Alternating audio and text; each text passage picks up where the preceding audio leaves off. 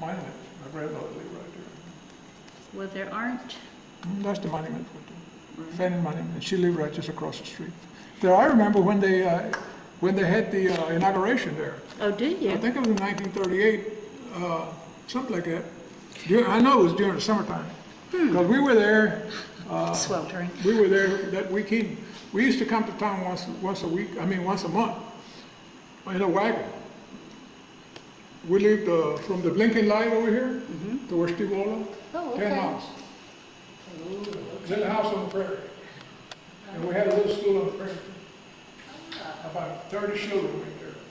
Just from all the neighboring Most of farms them that were there is out there. And So- one teacher.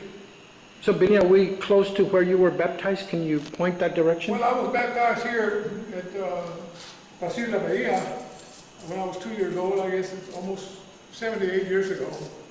And I remember very well when they brought me over here. We walked over here, and I remember who my godfather and my grandmother were. My godmother and my godfather were. And what was his name and her name? Sir? Their names. My godmother, her name was Avelina, Avelina, Avelina. And my godfather, I believe, I can't remember his name. But I know it, but I can't remember it right now. But then when they used to baptize us back then, they always got a godfather and a godmother to be your sponsors. And so that's what they did. But I remember coming to church here when I was a boy with my mother. Sometimes she would bring me. She'd leave me over at my grandmother's house. I remember I'd cry for a whole hour that she was gone. And your grandmother's name, Benny? Her, Your grandmother's name was who? my grandmother was Loretta. Okay. Loretta, we used to call her Mama Lola. She was up in age also, and she lived right there right across the street from the Fannin Monument. And so we'd come over once a month, and my mother could buy coal oil, salt, pepper, things that we didn't have on the ranch. She didn't have to buy eggs or milk, meat, because we had meat, we had bacon, and she had to buy those stuff. But there were a few things she had to buy, like flour, coal oil, stuff like that. And so we would come once a month. My father would come once a month, too. I don't know what he came for, but I do know that my father was a member of LULAC back then. And the meetings were held right here across the street where the Pettis had their dance hall. They had a dance hall where they played music every Saturday night. And that's where they had the LULAC meetings. And my father would come about once a month to the meetings. And I remember that my older brother and I would come just for the ride. We would come with him, and they would go in there. And we didn't know what they were doing. So the LULAC Council here was Council 21. 21, and it was founded what year? The what? It was founded what year, Benny? 1932. Okay. The same council that we have right now, Council 21. And so he was president in 1937. My father was. My grandmother was also a member of the LULAC, but she was the president of the Women's Council, Council number 2. And your grandmother's name? My grandmother, Paula Lozano Martinez. Her husband, or her maiden name was Lozano. Okay. Now, on my father's side, they go back to, about the time they built those missions, living here. And on my mother's side, the same thing. The same thing. My mother's side of the family were Cabreras, and we still have some Cabreras left here in La Bahia. And they came here in 1731. They came here from the Canary Islands. They're called Canary Islanders. And it was on the Cabrera side. Now, when they came here, the father and the mother, and they had 3 children. Okay, it took them 1 year to get here from the Canary Islands. But they stopped in Cuba. For what reason, I don't know, but they were there for about 4 months. And then after that, they came into Veracruz.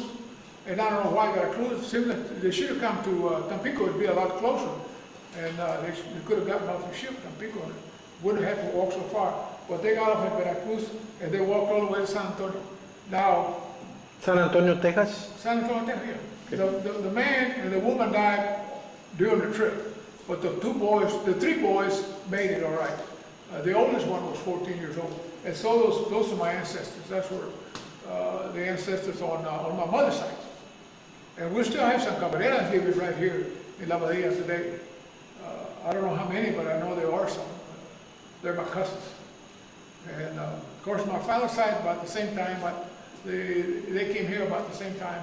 I know that Pedro Becerra was my fifth grandfather, and I know he was killed by the Indians. Probably around 1780, something like that. And Manuel Becerra, he's the one that got the land grant in 1832. And that historical marker across the street over there, it's got his name on it, Manuel Becerra. That's why we did that marker about 8-9 years ago. Now, Benny, you said that you played baseball out here? We played baseball out here. Can you show me? Sure. Yeah, let's walk over there.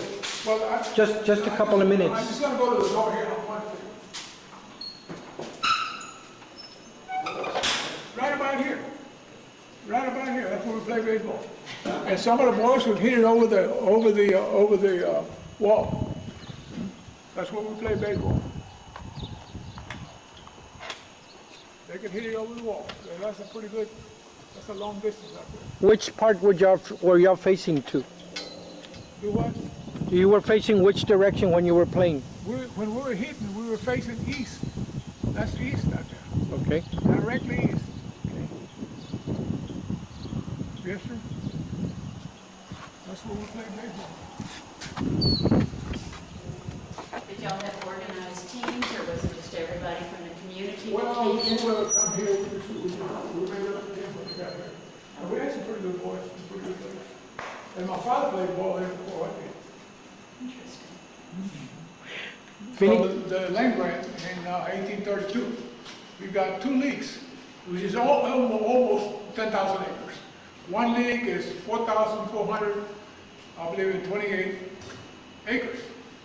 And he got 2 leagues, so it's almost 10,000 acres.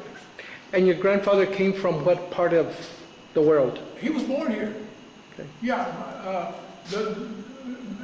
my grandfather, whose name's on the market, he was born here. He was born here in 1764. 1764, right. And his father now, Pedro, he came from New Orleans. He's the one that was killed by the Indians. Okay. And we had another grandfather on my maternal side, on my mother's side, who was also killed by the Indians. But I can't remember his name right now. And what tribe of Indians are we talking about? Well, probably the worst were the Carancos, the Apaches, the Lipandes, the Cocos, like I said, the Camaches. There's several tribes of Indians that used to live here. And do any of those tribes still live here? Any of those descendants? Do what? Are any of those descendants still living here, of the Indian tribes? I'm sure they are. I read once, now maybe it's true, not everything you read is true, but I read that 85% of Mexican Americans have Indian blood. Maybe I have. I don't know. My sister seems to think we do. I don't know. But if I do, that makes me that much more Native American. Right?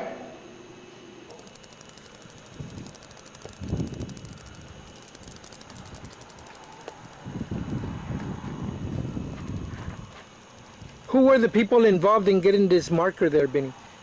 It was I and my sister and my brother-in-law and the rest of my family. Okay. And why was getting this marker important for this community? Well, because it tells the story of our people, our ancestors. And like I said before, you know the story. Our story is being swept under the rug. The people think that Stephen F. Austin was the first who came here. That's not true. Oh my God. Our ancestors came here more than 100 years ago before Stephen F. Austin came here. That's the truth. They built these missions. They built roads, they built towns, they built municipalities, they built ranches, they brought horses, they brought cattle, they brought civilization to this part of the world. They were the first to settle this part. of course after the Indians. And later on, if we have time, Benny, you're going to show us where some of the Mexicanos were hung in the area of the courthouse? Yes, I saw. Well, Benny, tell us where we're going to right now. this is the Zaragoza house. Ignacio Zaragoza was born here 1829, March 24th. His father's name was Miguel Zaragoza, and his mother's name was Maria del Jesus Zaragoza. Her maiden name was Seguin, because she was the sister of Erasmo Seguin. Erasmo Seguin was the father of Juan Seguin. So Juan Seguin and Ignacio Zaragoza were primos, but Juan Seguin was a lot older than Ignacio. Now, the mother of Juan Seguin, Maria Josefa Becerra, was the daughter of my uncle, Manuel Becerra. Not Manuel, Miguel Becerra was the brother of Manuel Becerra, my grandfather. So I guess Seguin and I would probably be maybe cousins, far distance cousins. But there is a link between my family and Juan Seguin. Okay. Now, with regards to your childhood, Benny, what do you remember as a child with regards to this building? This building wasn't here when I was a child. There was only the foundation. The building was torn. Now, when Fannin left here in March of 1836, he tore everything down. He burned all the houses down in La Bahia. All of the houses were burned down, and all the buildings were torn down because the Mexicans are almost here. Urea was coming with 2,000 Mexicans from Refugio, or from Mexico rather, but he was coming, and he was almost here at that time. So he had everything destroyed. So the house was not standing here. Even the walls were down. Even the walls were knocked down. And what will we be seeing inside? We're going to see a lot of history of Zaragoza and his family, his wife. Some other history about the people who were living here during the time when Texas belonged to Mexico, and the name of the state of Texas was Coahuila and Texas. This was before 1818. Well, it was before 1836 when the Americans took it over. Okay. Let's go inside.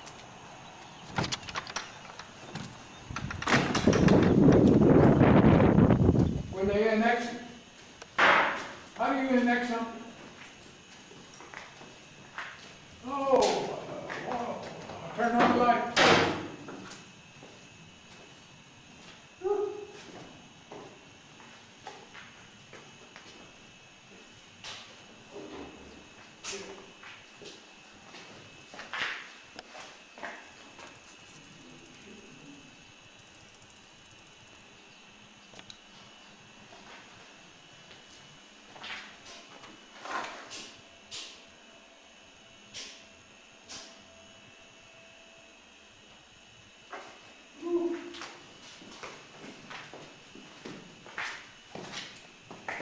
Stephen Austin from Missouri.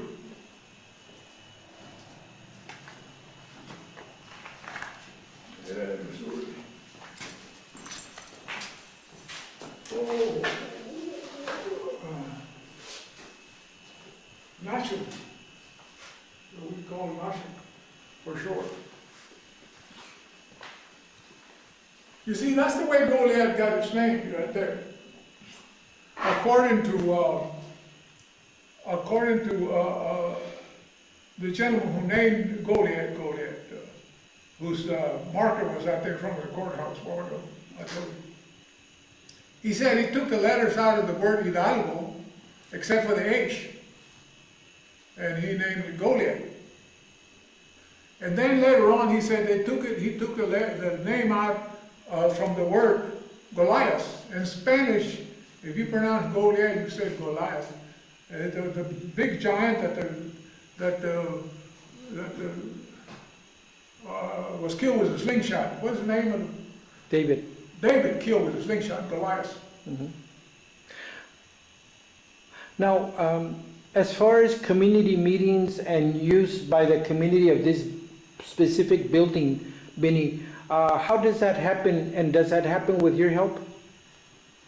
Well, we have meetings about, once every 2 months. It's called the Amigos of the state park.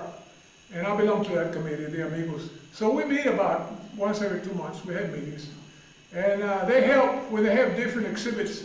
The park has an exhibit coming up probably in October. And what I do there, I'll bring my wagon and I set my campfire and I cook beef stew and fish cobblers, pinto beans, cornbread. And the children from the school come. We get about maybe 2,000 children. And I talk to them how it was when they used to herd cattle up north during the period of 1865 to 1885. And I do that once a year, and I love to do it. I love talking to children. And how long have you been an amigo of? I've been an amigo for, I think, almost 12 years now. Okay. And I volunteer here on Sundays, almost every Sunday. Not every Sunday, but almost every Sunday.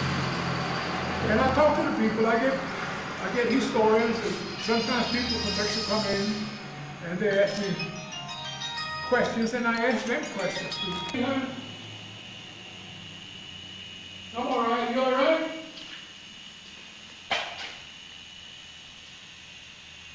Yeah. Oh, that's good, Mina. That's good, Mina. I'm so glad you're all right. I love you a lot. And I'm over here. Huh? I'm at the side. What's the house? I have Dr. Gonzalez is here. And there's a couple of gentlemen here speaking to me. Oh, you all right, Mina? All right, bye-bye. I love you. I love you. Esta muchacha. You know. Tell us about the memoirs that you're writing. Give us kind of a general outline of what your memoirs contain at the stage that you're at right now. Well, my memoirs that I'm writing, it's got to do with everything that I've been through in history. When I was born on the ranch, the land grants that were granted to my grandparents, how they were driven, how they were murdered and driven off their land. It's got to do with my ancestors, how they went through life. It was such a horrible experience that they had, because there was so much hate of Mexican Americans, a lot of hate, because they never called us Americans, they just called us Mexicans. And it's got to do with that. It's got to do with LULAC, who I consider the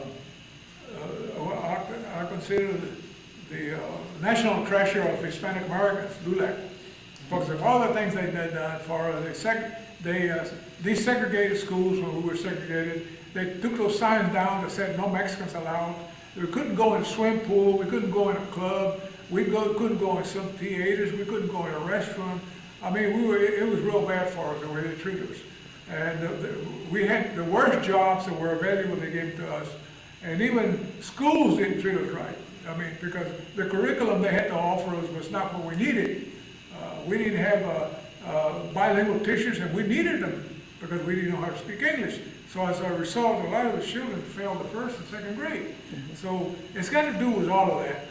How we were treated even after World War II, after Korea, when we came back, when they were still discriminating on us. Mm-hmm. Even though when we went over there, we put our life on the line for our country, they were still mistreating us. But LULAC has been awarded scholarships now ever since it was organized. The first one was awarded in 1930. And right now it's estimated that LULAC awards 20,000 scholarships a year at the national level. So that's the most noble thing we can do right now, is award scholarships. And that's mainly what I want to talk about. The kind of lives that we went through, how we suffer during the Depression, when we were hungry and didn't have enough food to eat, when they wouldn't give us a job that we needed to work. because they would rather give it to an Anglo or a white man. And so it's mainly to do with how we were segregated and treated. That's what my book has to deal with. What is the tentative title that you're using right now for your book? Do you have like a working title? Well, yes, I do.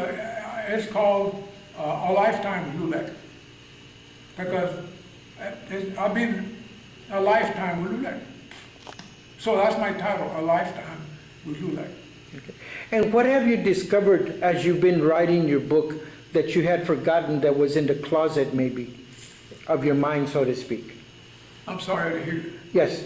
With regards to your writing, what have you discovered that you had forgotten about that was sort of in the closet, but in the process of writing, it helped you remember? Well, I have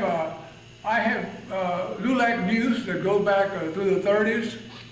So there's times when I can't sleep at night, I wake up and I pick up a couple of books and I go through them and I discover some new history that I didn't know before. Because there's so much things involved, a lot involved. But about 80% of what I'm writing is actual history that I lived through, that I've gone through. The Little School of the 400, the Jobs for Progress that was started in the 70s, Little School of the 400 in the 60s, and all the other fights that we had to better our people and educate our people. And that's where I'm basing all my writing on. And do you have a peer reader who's helping you in writing? Yes, I do. I do have my oldest daughter is a brilliant girl, and she's helping me a lot. I have Cynthia Orozco, who is a PhD professor, who is an author. She's written books before. I get advice from her. I have Dr. Emilio Zamora, who's also advising me on what to do. So I do have, and then I have some other people that are helping me, that are professors in history, that are giving me advice. Okay. On a typical day when you're writing, tell us what are the steps that you go through when you start getting ready to write? Do you make some coffee first? What do you do? Well, I usually try to pick a chapter, something that happened, some significant thing that happened. For instance, let me say about Joe Campos Torres, okay, when he was murdered by the police. I think about him and I write, I get all the information that I have, and I also have some information in my books about him. And I take my books out and I write about him. And I'd be thinking about maybe when Roy joined the police force back in 1950. And I was there when LULAC took him before the city council because they didn't accept Mexican American policemen, even though they qualified to go overseas and fight for this country and die for this country, but they still wouldn't accept them. And I think about that, and I have some information in books that I've got, and the actual part of me being there makes it that much interesting because I know what happened.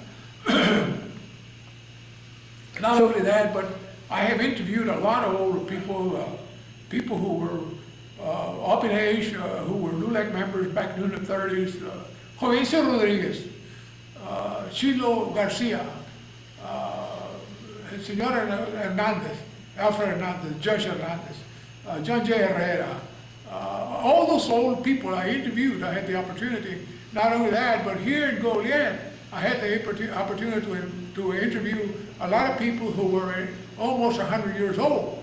And I would ask them, tell me what was going on when you were little. Did you go to school? One lady told me, no, I didn't go because my father said I was going to get married and I didn't go to school. And that was so bad for people to do that with girls. I mean, everybody needs to be educated, but that's one bad belief that people have because they were going to get married and they didn't send them to school. Benny, what do you want to happen to your archives when you get them in the place, the ideal place that you want them to be? I'm sorry, I didn't quite understand. Your archives, all of those magazines that you have, ideally, where do you want them to end? Well, I want I want to share with people so they'll know, what happened. If I keep them in mothballs, nobody's going to know. And I do want to share them. Anybody who wants to copy it, they can come and do all the copying they want. That's fine. That's what I want to do with it. And do you have a preferred institution that you're going to donate them to? I'm not sure. Probably UT, because that's where my daughter and my granddaughter went, and that's probably where they'll go. But as far as when I go to my happy hunting grounds, I'm going to give them to my daughter Loretta, but I'm going to instruct her what to do with them. Okay. Because she's a smart girl, she knows how to take care of things, and of course I love her a lot. I know she's going to do the right thing for me. Mm-hmm. One last question.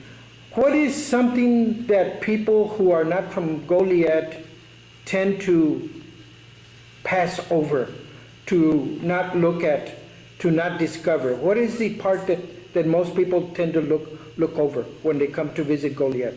Well, and that bothers me a lot.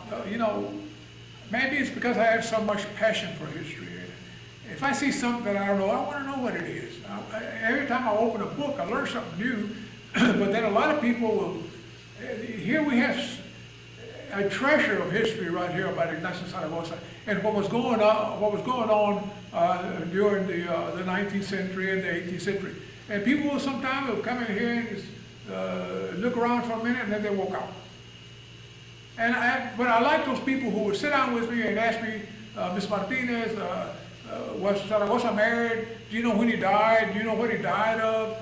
What was his wife's name? How many children did he have? And I appreciate that. I really do. I appreciate talking to people and answering them, And I always tell them, if you have questions, I like people to ask me questions. Okay. What is today's date, Benny? And what is your birth date, please? I'm sorry to hear. What is today's date, and where are we at exactly today? I believe today must be the 28th, isn't it? The 28th or 29th? Okay.